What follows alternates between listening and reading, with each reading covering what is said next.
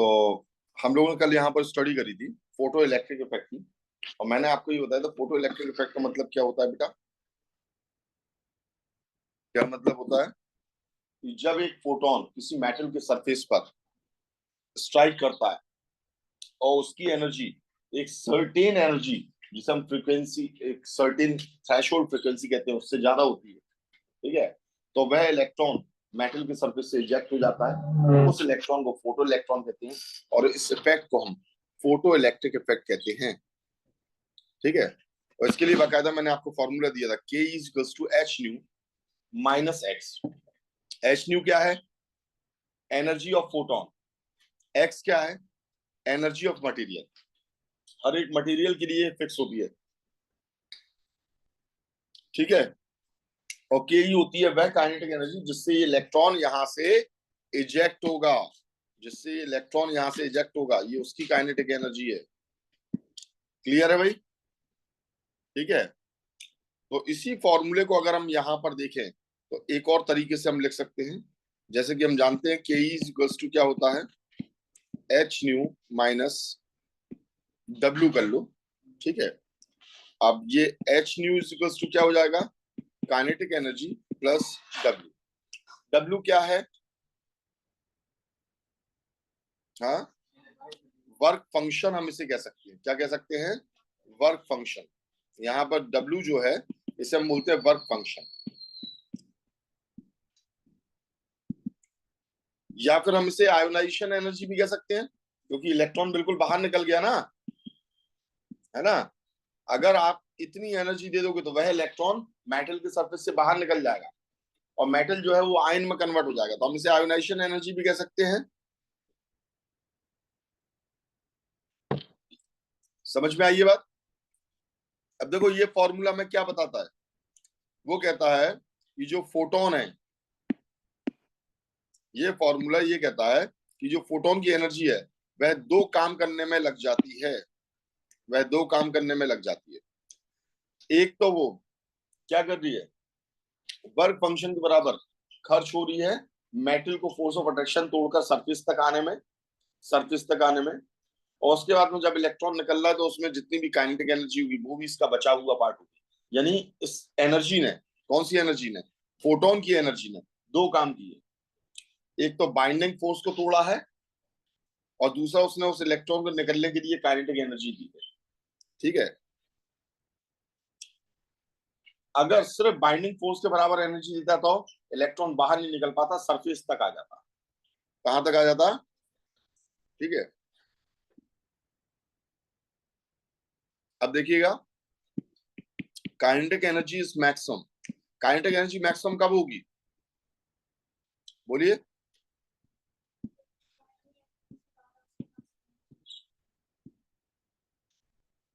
किसके पास एनर्जी होगी? फोटॉन्स के पास। When either H nu is greater, या तो एच न्यू आपका बहुत ज्यादा एनर्जी का आ रहा हो, एच न्यू इज ग्रेटर, और एच न्यू किसका है? फोटोन का। और डब्ल्यू इज मिनिमम, डब्ल्यू कैसा हो? कम से कम हो, ठीक है। एक बात सोचो ना, देखो हम ये चाहते हैं, हमारी एक तीन चीजें हैं, A B plus C. B plus C मिलकर ए के बराबर हो रहे हैं। ए क्या है? एनर्जी ऑफ फोटोन है। बी क्या है? जो इलेक्ट्रॉन निकल रहा है उसकी काइनेटिक एनर्जी। सी क्या है? बाइंडिंग फोर्स है, ठीक है। अब देखो ये हमारा 12 है, ठीक है, और बी को अगर मैक्सिमम होना है तो इसे क्या होना पड़ेगा, कम से कम होना पड़ेगा सी को। जैसे सी को हम 0 कर दें तो इसे 12 होना पड़ेगा। अगर हमने 1 कर दिया तो इसे ये कम हो जाएगा, कितना हो जाएगा? 11 हो जाएगा, है ना। अगर हमने इसे सी को और बढ़ा दिया, हमने 2 कर दिया, तो ये अपने आप ही कितना हो जाएगा? 10 हो जाएगा। तो या तो सी क्या हो जाए, कम हो जाए, या फिर ए और बड़ा हो, तब आपकी बी की वैल्यू ज्यादा बड़ी हो सकती है। समझ में आ गई ये बात? ठीक है, तब आपकी इसकी वैल्यू बड़ी हो सकती है। तो अब डब्ल्यू कब किसका मिनिमम होगा? W तो किस पे डिपेंड करता है? It is a material property. अलग अलग मेटल्स के लिए अलग अलग रहेगा, ठीक है। किसी मेटल के लिए कैसा रहेगा, इसकी वैल्यू बहुत ज्यादा रहेगी, और किसी मेटल के लिए इसकी वैल्यू क्या रहेगी, बहुत कम रहेगी। ज्यादा किसके लिए रहेगी? इसकी वैल्यू उनके लिए ज्यादा रहेगी जो एटम छोटे होते हैं, जो मेटल के एटम छोटे होते हैं। मेटल का एटम अगर छोटा होगा, मेटल का एटम अगर छोटा होगा, तो इसका मतलब इसका आउटर मोस्ट ऑर्बिट का इलेक्ट्रॉन न्यूक्लियस के पास होगा, और निकलता कौन है? आउटर मोस्ट ऑर्बिट का इलेक्ट्रॉन। तो यहाँ ये बाइंडिंग एनर्जी क्या हो जाएगी? बहुत ज्यादा। क्या हो जाएगी? अब कोई मेटल है और उसका आउटर मोस्ट ऑर्बिट का इलेक्ट्रॉन काफी दूर है, किससे? न्यूक्लियस से। तब यहाँ पर बाइंडिंग एनर्जी क्या हो जाएगी? कम हो जाएगी, और यहाँ पर ये इजिली बाहर निकलेगा।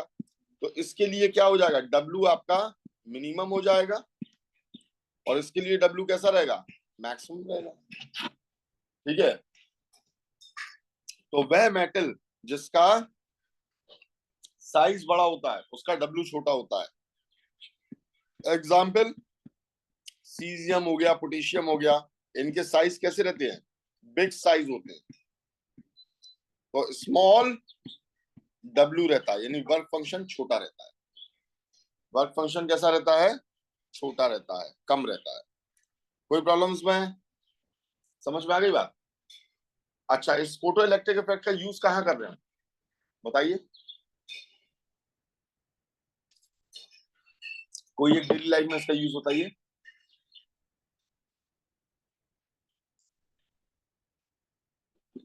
नहीं मालूम?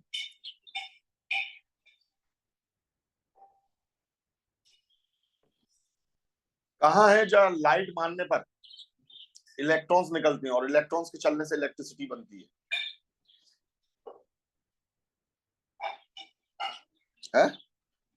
लाइट? अरे सोलर प्लांट्स।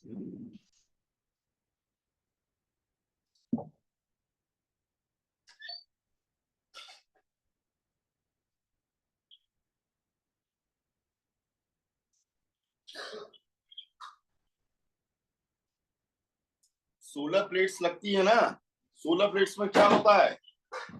लाइट पड़ती है उनके ऊपर, उनमें से कौन निकलते हैं? इलेक्ट्रॉन्स। और इन इलेक्ट्रॉन्स को चलाकर ही क्या बनती है? बिजली, इलेक्ट्रिसिटी बनती है, जिसका हम यूज करते हैं। वो फोटो इलेक्ट्रिक का एग्जाम्पल है, फोटो इलेक्ट्रिक इफेक्ट का।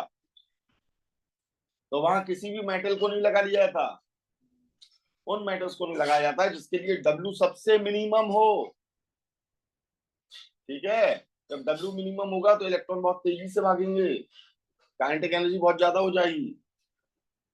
क्लियर है? समझ में आई ये बात?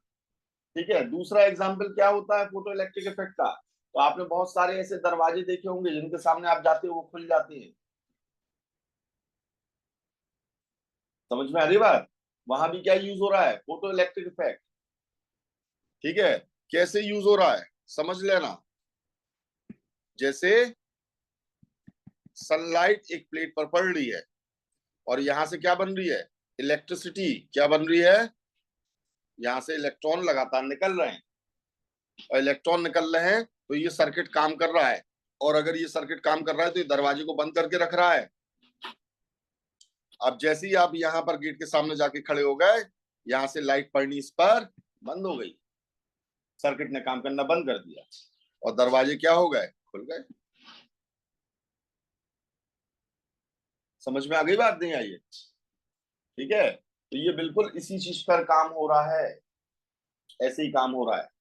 तो ये फोटो इलेक्ट्रिक इफेक्ट के बहुत सारे यूज होते हैं, मतलब प्रैक्टिकली ये कहाँ पर लागू हो रहे हैं, कहाँ पर ये लग रहे हैं। अब देखो,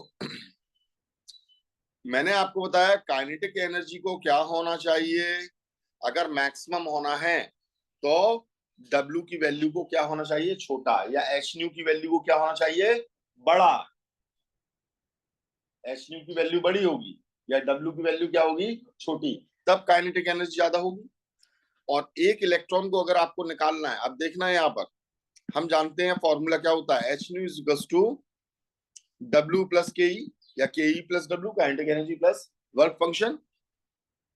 अब एच न्यू माइनस डब्ल्यू, इसे ऐसे भी लिख सकते हैं कि नहीं, ये किसके बराबर होगा, काइनेटिक एनर्जी। मतलब हमें ये देखना है काइनेटिक एनर्जी कितनी है इलेक्ट्रॉन की, तो कुछ नहीं है, डब्ल्यू वर्क फंक्शन को हम किस में से घटा दे, एच न्यू में से, यानी फोटॉन्स की एनर्जी में से, तो बाकी जो बचा है बनी बात है वो काइनेटिक एनर्जी में यूज होगा। ठीक है भाई, हम दो लोगों को टॉफी दे रहे हैं, इन्हें दे रहे हैं और इन्हें दे रहे हैं, तो बस इन्हें कितनी दी अगर वो हटा दें तो आपकी तो टॉफी निकल ही आएगी कि आपको कितनी मिली है ना। बिल्कुल ऐसे ही यहाँ पर होता है, एच न्यू में से हमने डब्ल्यू को माइनस किया तो बाकी बची हुई काइनेटिक एनर्जी निकल आती है। और काइनेटिक एनर्जी कुछ ना कुछ होने के लिए it should be greater than zero. अगर जीरो हो गई तो क्या इलेक्ट्रॉन निकलेगा, नहीं, वो सिर्फ सरफेस पर आ जाएगा। किस पर आ जाएगा, ठीक है, तो इसे क्या होना चाहिए, ग्रेटर देन जीरो होना चाहिए, काहे के लिए, for emission of electron, electron के निकलने के लिए, इलेक्ट्रॉन के निकलने के लिए काइनेटिक एनर्जी को कितना होना चाहिए, ग्रेटर देन जीरो। अब काइनेटिक एनर्जी किसके बराबर है, यहां देखो, लिख बाद में लेना, काइनेटिक एनर्जी किसके बराबर है, एच न्यू माइनस डब्ल्यू के बराबर है। तो हम यहां पर क्या लिख सकते हैं, तो हम यहां पर लिख सकते हैं कि H nu minus W should be greater than zero. अरे भाई काइनेटिक एनर्जी जीरो से ज्यादा होना चाहिए, और काइनेटिक एनर्जी इनके बराबर है तो इसे भी जीरो से ज्यादा होना चाहिए कि नहीं, समझ में आई ये बात। अब देखना कहां से कहां बात पहुंच जाएगी। अब हमें ये मालूम है, क्या मालूम है, कि H new should be greater than W. क्यों, अरे H nu minus W should be greater than zero. अगर इसे जीरो होना है तो एच न्यू को बड़ा होना पड़ेगा डब्ल्यू से, क्योंकि डब्ल्यू तो किस में आ रहा है, माइनस में। अगर डब्ल्यू को बड़ा कर दोगे तो ये आंसर नेगेटिव में आएगा, and it is less than zero, ये लेस देन जीरो हो जाएगा। नहीं आई समझ, ए माइनस बी को जीरो से बड़ा होना है, तो इसके लिए किसे बड़ा होना चाहिए, ए को या बी को, ए को बड़ा होना चाहिए ना, क्योंकि अगर बी बड़ा हो गया तो ये माइनस में आ जाएगा। देखो कैसे, 12 माइनस 6, आंसर कितना आया, प्लस में 6 आया, जीरो से बड़ा है। ठीक है, 10 माइनस 2, 8 आ गया, प्लस में आया कि नहीं आया।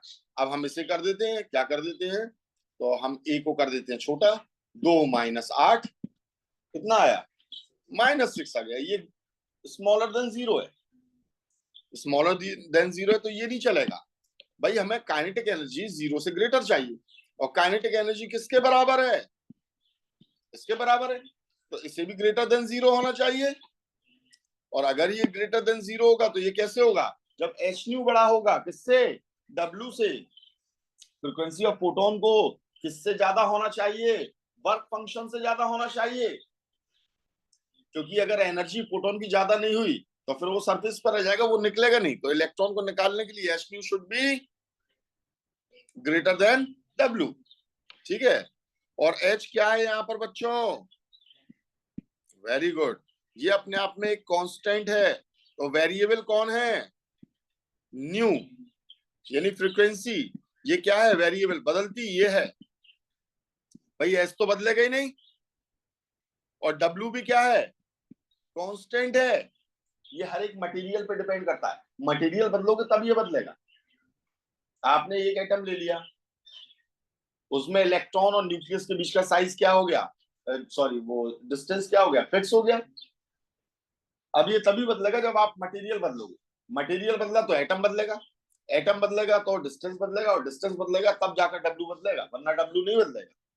क्लियर है, ठीक है, तो ये भी आपका कैसा होता है बेटा, कांस्टेंट होता है। तो वेरिएबल कौन है, न्यू वेरिएबल है, तो इसका मतलब इसकी वैल्यू बदलती है, और जब इसकी वैल्यू बदलती है तो हमें ये कहना चाहिए कि new should be greater than, new को ग्रेटर होना है किससे, डब्ल्यू बाय एच से।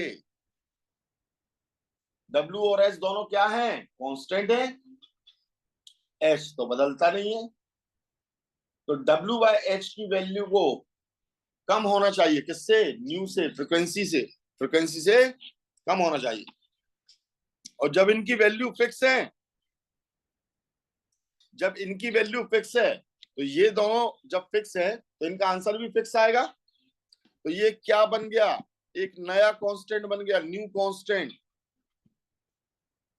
एक नया कांस्टेंट बन गया। और इस कांस्टेंट को हमने क्या कह दिया? तो हमने इस कांस्टेंट को न्यू नॉट कह दिया। क्या कह दिया? New not. तो इसका मतलब इलेक्ट्रॉन को निकलने के लिए न्यू की वैल्यू को क्या होना चाहिए? न्यू नॉट से ज्यादा होना चाहिए। क्या होना चाहिए? न्यू नॉट से ज्यादा होना चाहिए। तो न्यू क्या है? किसकी? किसकी भाई? बोलो बेटा। फोटॉन। हाँ, वेरी गुड।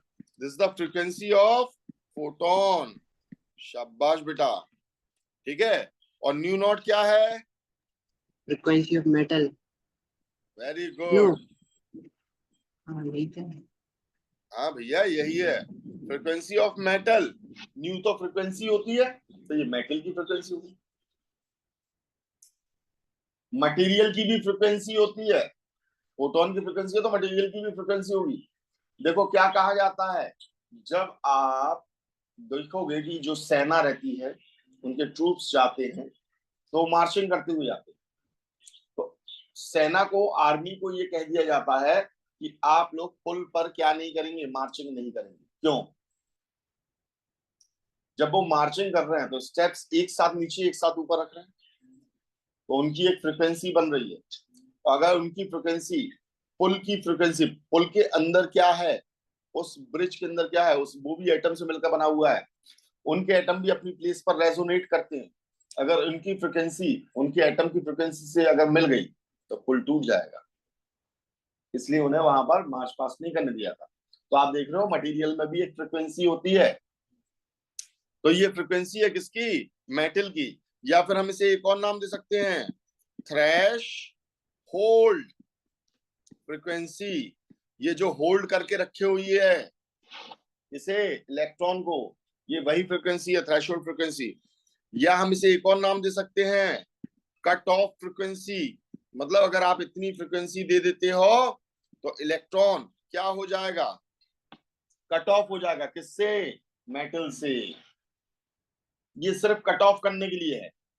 और इलेक्ट्रॉन को देखो, अगर यहां पर न्यू को हमने न्यू नॉट के बराबर कर दिया तो क्या होगा?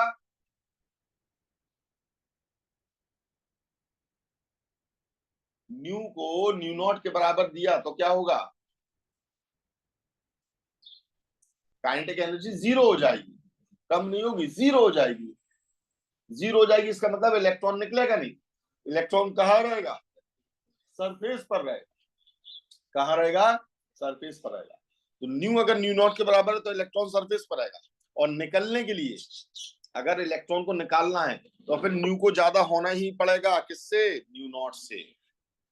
उम्मीद है बात समझ में आ गई होगी। ठीक है। ठीक है। अभी ये डेरिवेशन खत्म नहीं हुई है। देखो भैया, W बाय एच किसके बराबर हो गया? न्यू नॉट के। तो W इज इक्वल्स टू क्या हो जाएगा? H nu naught. क्या हो जाएगा? H nu naught. अब यहां देखना, H nu is equals to क्या हो जाएगा? W plus kinetic energy. ये हम जानते हैं, H nu is equals to क्या होता है? W plus. अब हम यहां पर क्या कर सकते हैं?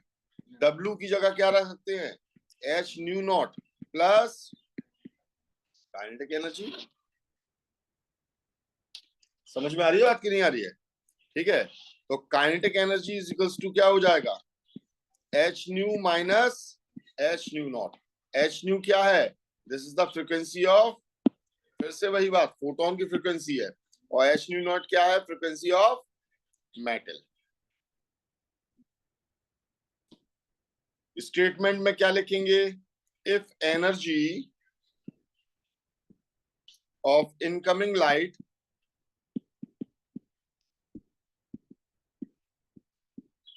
is greater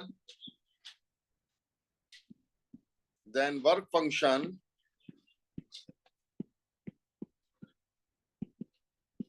of h nu naught, then only electron will be emitted.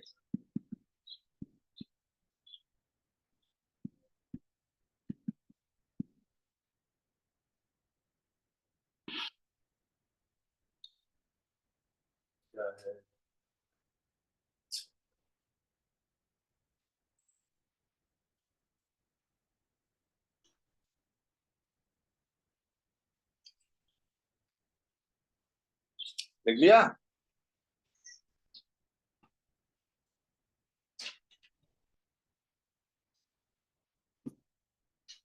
अब इसी को हम वेवलेंथ के टर्म्स में भी कर सकते हैं।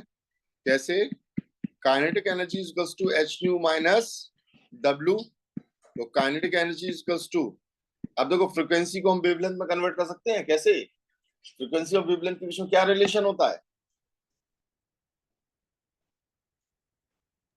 Frequency is equals to C by wavelength. Very good. Frequency is equals to क्या होता है? C by lambda. Lambda wavelength है, तो इसकी जगह सी बाय लैम्डा कर दिया, माइनस ओमेगा की जगह क्या रख सकते हैं? S C by lambda not.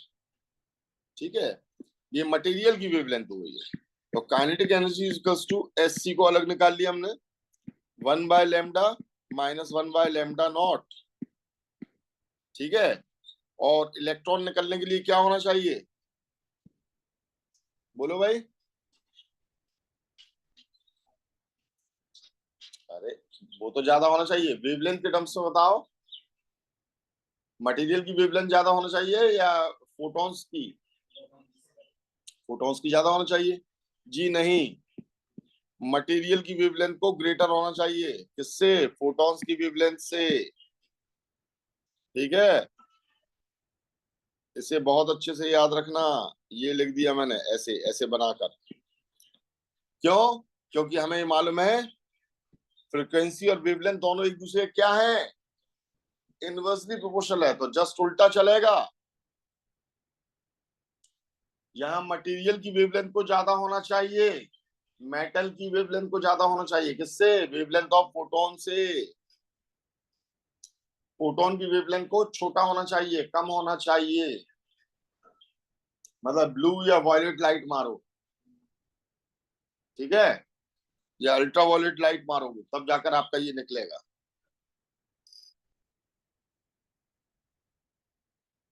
Clear है? उजैर समझ में आया बेटा? Yes, sir. कॉपी कर लो जल्दी से।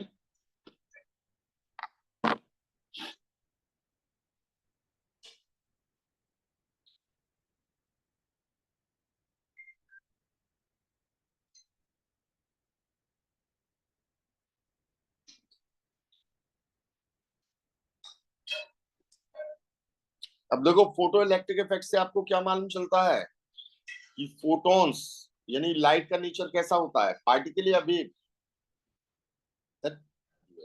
हाँ, पार्टिकल नेचर मालूम चलता है।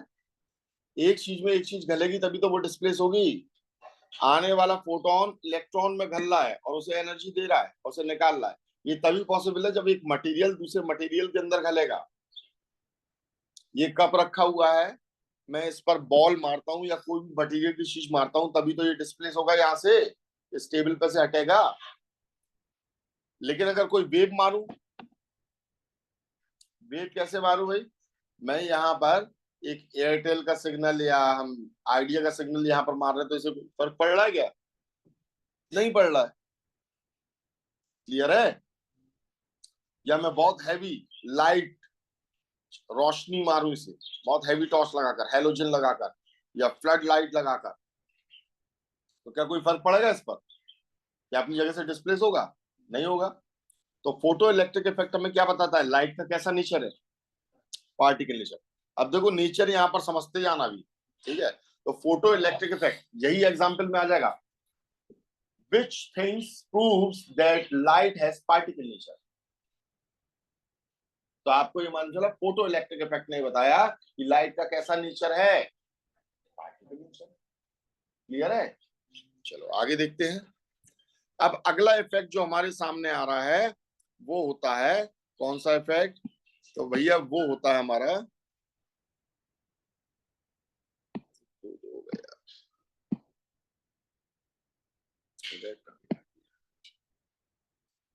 तो जो अगला इफेक्ट है वो होता है black body radiation.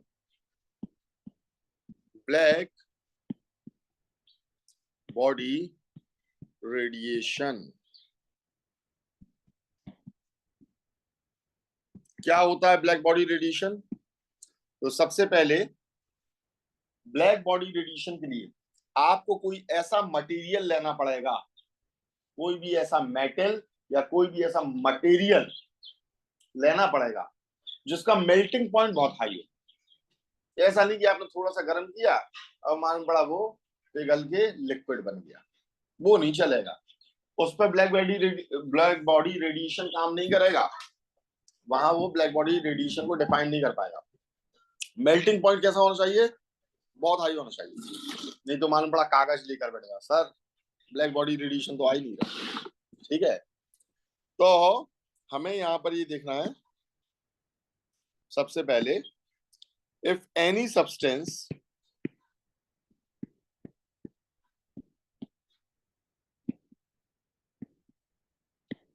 with high melting point, MP मतलब चलो पूरा लिख दे रहा है, with high melting point, पूरे ही लिख दे रहा, नहीं तो आप लोग मध्य प्रदेश समझ लोगे। ठीक है, जैसे फॉर एग्जाम्पल कौन? Iron bar. भाई आयरन का मेल्टिंग पॉइंट कैसा रहता है? बहुत हाई रहता है कि नहीं? लो रहता तो क्या होता? चिमटी लोहे की बनी रहती है जिससे रोटियां सेकते हैं, मतलब वो वहीं पिघल गई, रोटी उठाने गए तो, है ना? क्लियर है? तो आयरन बार वगैरह हो गया, इज हीटेड, जब अपन इसे गर्म करेंगे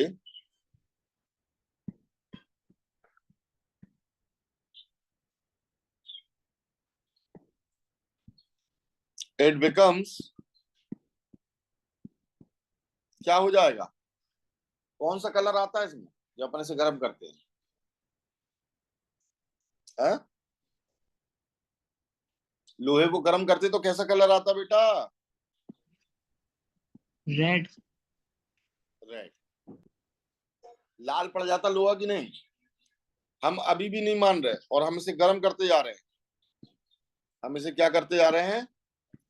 देन फिर गर्म करते जाएंगे तो ये कैसा हो जाएगा? येलो। और गर्म करते जा रहे हैं तो कैसा होता जा रहा है? येलो। ठीक है, फिर हम इसे और गर्म करते जाते हैं and finally begins to glow. अब ये ग्लो करने लगता है। ठीक है, विथ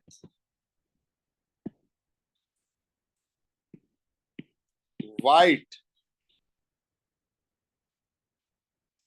एंड देन उसके बाद में कैसा कलर आ जाता है? Blue light. फिर ब्लू लाइट आ जाती है इसमें,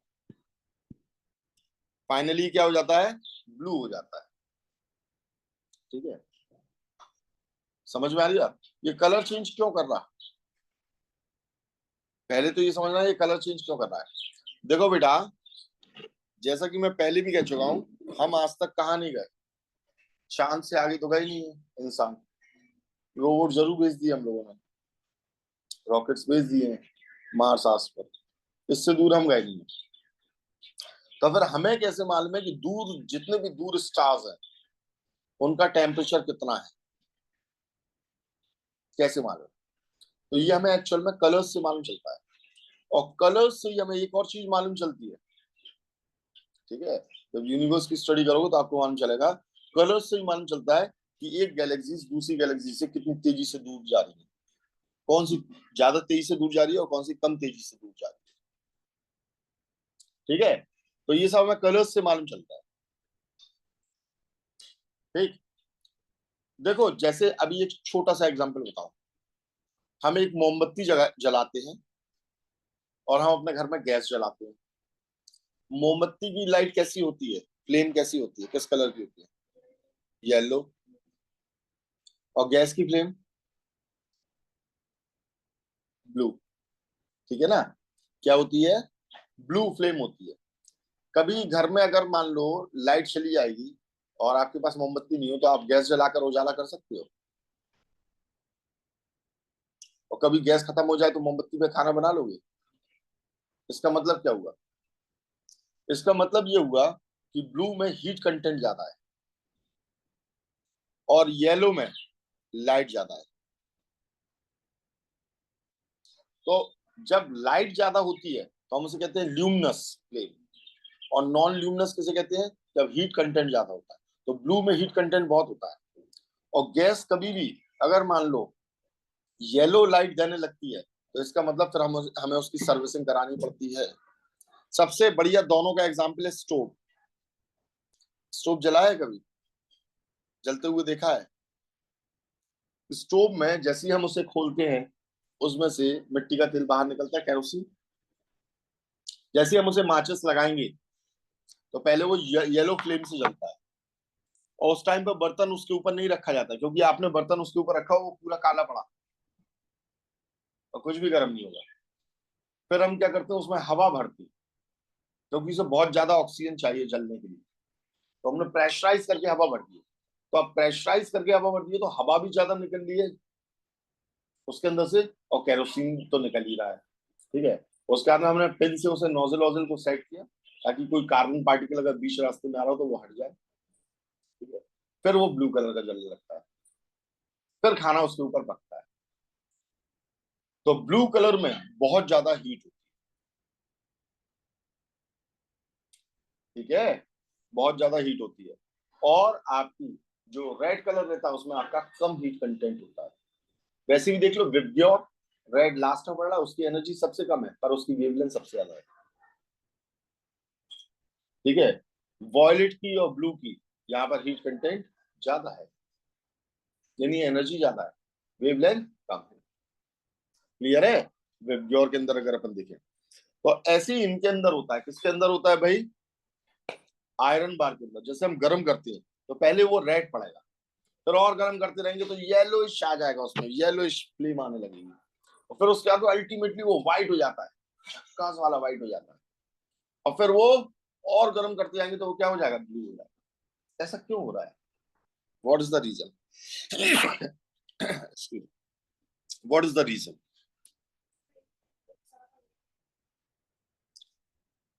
हीट कंटेंट ज्यादा हो जाता है। देखो बेटा, कलर के लिए रिस्पॉन्सिबल कौन होता है, सबसे पहले तो एक बात समझ लो,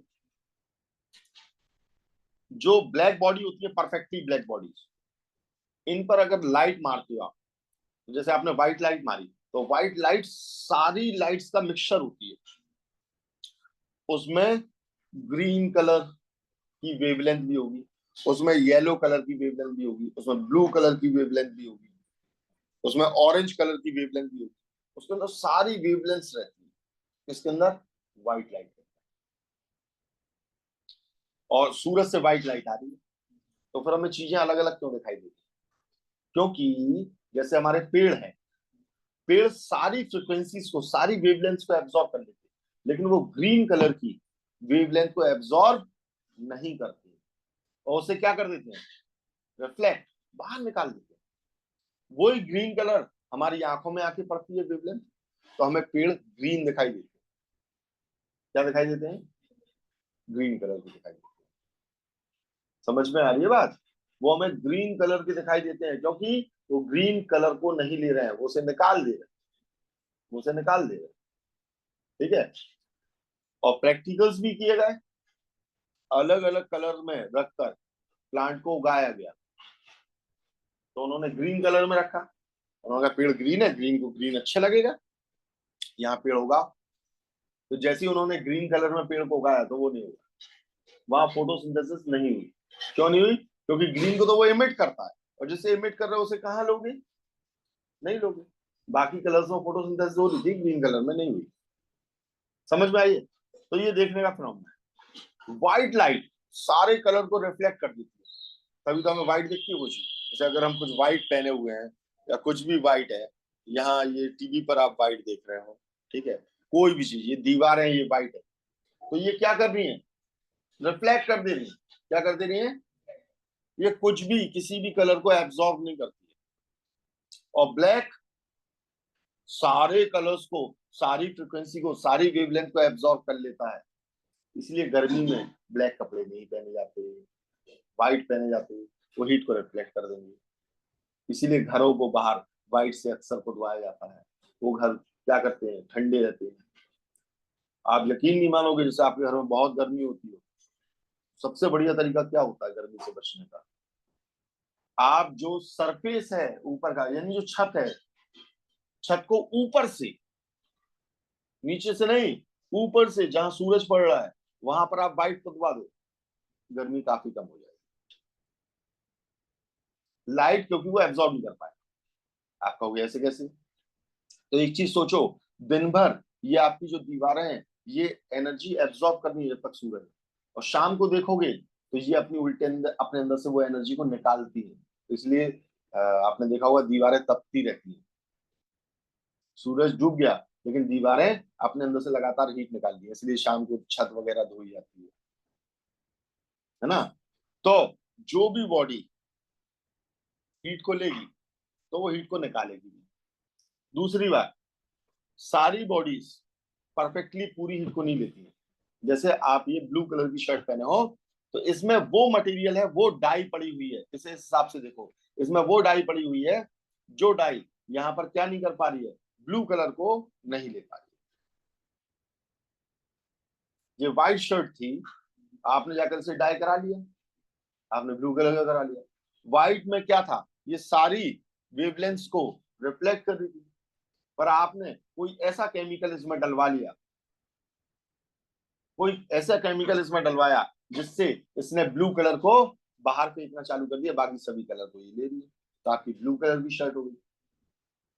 केमिस्ट्री की आंखों से अगर देखो इन सब चीजों को, ठीक है, जैसे मेरे वाइट बाल है पूरे, अब मैंने जाकर डाई करा ली, तो वो डाई क्या है? डाई वो केमिकल कंपाउंड है जो बालों के ऊपर चढ़ गया, जिसने क्या किया? सारी वेवलेंथ्स को एब्जॉर्ब करना चालू कर दिया, सारी वेवलेंथ्स को एब्जॉर्ब करना चालू कर दिया।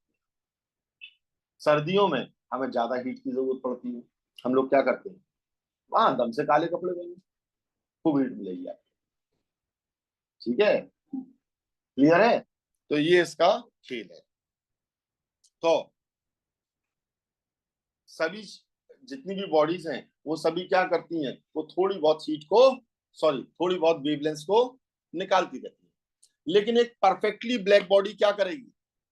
एक परफेक्टली ब्लैक बॉडी क्या होती है?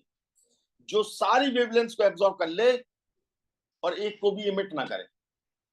तो अगर वह सारी वेवलेंथ को एब्जॉर्ब करेगी तो सारी वेवलेंथ को निकालेगी भी तो, ठीक है। तो अब यहां पर डिफरेंट डिफरेंट टेम्परेचर पर ये डिफरेंट डिफरेंट कलर क्यों दिखा रही है?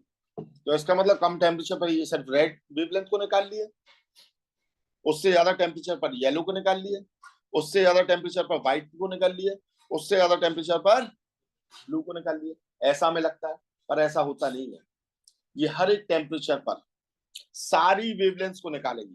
देखो परफेक्टली समझना, ये सारे टेम्परेचर पर सारी वेवलेंथ को निकालती है कौन? Black body. तो फिर हमें एक ही कलर क्यों दिखाई दे रहा है एक पर्टिकुलर टेम्परेचर पर? वो होता है उसकी इंटेंसिटी की वजह से। किसकी वजह से होता है?